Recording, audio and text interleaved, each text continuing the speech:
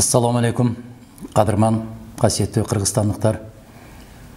Бүтін Қырғызстан саяси партиясының тегерегінде түзілген қырдаал бойынша аябағандай көп адамдар қызығып, телефон чалып, эмне болуп атасыңар, қандай маалыматтар бар, бізге маалымат жеткирип коюңуздар, биринчи ооздон уксак жакшы болот деген сунуштар миңдеп, 10 миңдеп көбөйүп кеткенине байланыштуу мен сиздерге жооп берүүнү туура көрдүм. Бүгүн гана азыр 1 саат башта белгилүү болду.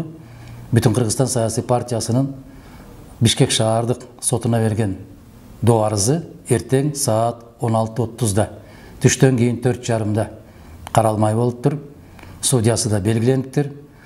Биз 3 күндөн бери Кыргызстандагы эң мыкты деген адистер менен, укукчулар менен, адвокаттар менен олтуруп, бир жерден Бүтүн Кыргызстан саясий партиясын каттабай коюуга мүмкүнчүлүк тапкан жокпуз. Конституция боюнча да, конституциялык мыйзам болгон шайлоо кодексинде дагы эч кандай бир сөз жок. Бүтүн Кыргызстан партиясын каттабай коюуга эч кандай себеп жок. Муну мен сиздерге ишенимдүү түрдө жарыя кылам.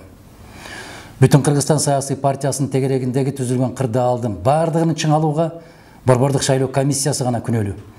Мен кече көрдүм, белгилүү инсан Рахман Разыковду милициялар чакырып, Ош шаарынан барып, эмнеге мындай топтолуп атасыңар, эмне тополоң кылып атасыңар деген суроого, ким бул тополоңдун демилгечиси деген суроосуна берген жооп абдан жакты.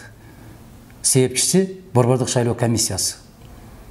Биздин 100 миңдеген, мүмкүн миллиондогон кыргыз жарандарынын укугунан ажыратып, шайлоого болгон укугунан ажыратып, Бүтүн Кыргызстан саясий партиясын каттабай коюунун натыйжасында мына ушундай жерлерде тополоңдор болуп атат. Дагы бир жолу кайрылам. Урматтуу кыргызстандыктар, өз укугубуз үчүн, өз келечегибиз үчүн, өз тагдырыбыз үчүн өзүбүз күрөшүшүбүз керек. Мен муну кече айтып баштаган жокмун, бүгүн айткан жокмун. 2000-жылы шайлоого бараткандагы негизги ураным өз тагдыры үчүн күрөшкөн эл гана бактылуу болот. Мына ошол тагдырыбыз үчүн күрөшө турган мезгил. Мага көпчүлүк айтып келишти. Ушундай башаламандыкты качан токтотсок болот деп. Ал үчүн бир күн бар дедим. Ал шайлоо күнү. Шайлоо күнү эл өзүнүн билдирүүсүн, өзүнүн каалоосун, өзүнүн чечимин кабыл алуу керек. Мына ошол мүмкүнчүлүктөн дагы элди ажыратып койгондон кийин элдин укугу бар. Себеп Кыргыз конституциясы боюнча бийликтин бирден бир туткасы жана булагы бул эл. Эл кандай чечсе, дал ошондой болуу керек. Биз элдин чечимине баш ийишибиз керек. Мен терең ыраазычылык билдирем. Кыргызстандын ар бир аймактарында болуп аткан, Бүтүн Кыргызстанга болуп аткан колдооңуздар үчүн терең ыраазычылык.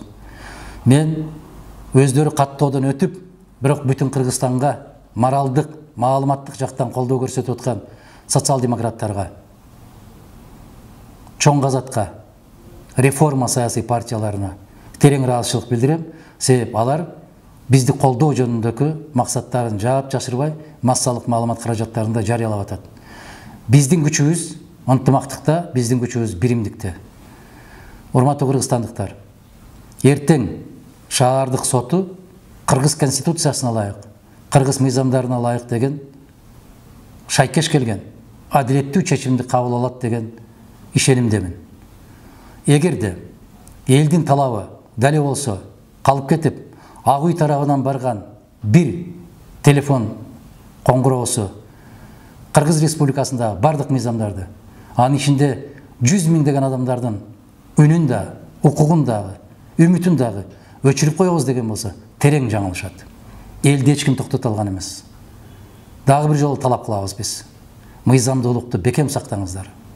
Мыйзамдуулуктан кыйшайбаңыздар, адилеттүүлүктөн тайбаңыздар. Шаардык соттон кийин, эгер туура эмес чечим кабыл алса, биз жогорку сотко барабыз.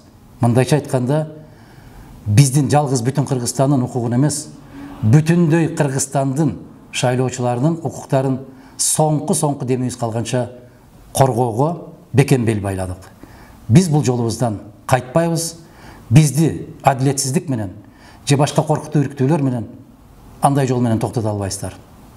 Бүгүн эле Бүтүн Кыргызстандын алдыңкы катарында турган жигиттерибизди, азаматтарыбызды кечинде келип үйлөрүнөн чакырып кетип, укук коргоочулар деген сыяктуу болуп, салыкчылар деген сыяктуу болуп, ар кандай коркутуу үрктүүлөргө басым жасап, аларды бүтүн Кыргызстандын тизмесинен чыгууга мажбурлап атасыздар. Өзүңүздөрдүн абийириңиздерде болсун. Дагы бир жолу айтам. Жеке Мадумаров андай коркутуу үркүтүүлөрдү башынан көп өткөргөн. Терең жаңылышасыздар. Ошол коркутуу үркүтүп жүргөн азаматтардын эч кимисин бүгүн көчөдөн көрө албайсыз. А көпчүлүгү темир тордун аркасында жатышат. Ар бирибиз жасаган ишибизге жараша жооп берер күндөрүбүз келет. Ошого чейин касиеттүү Кыргызстандын эли аман бололу. Дайыма чогуу бололу. Биз биргебиз жана жеңебиз. Жеңиш биз тарапта болот. Иншалла. Кийинки маалыматтан жолугушканча аман болуңуздар.